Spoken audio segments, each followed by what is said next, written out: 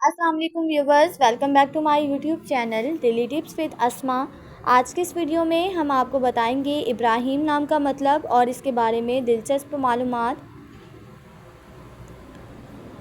इब्राहिम नाम का शुमार लड़कों के नामों में होता है। इब्राहिम एक इस्लामी नाम है।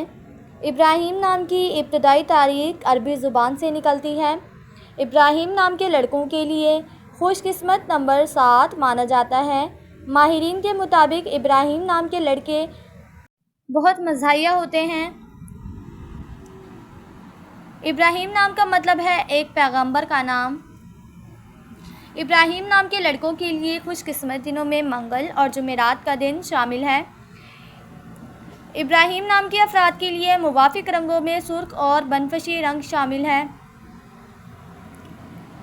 इब्राहिम नाम के अफराद के लिए मुवाफिक पत्थरों में रूबी पत्थर शामिल है।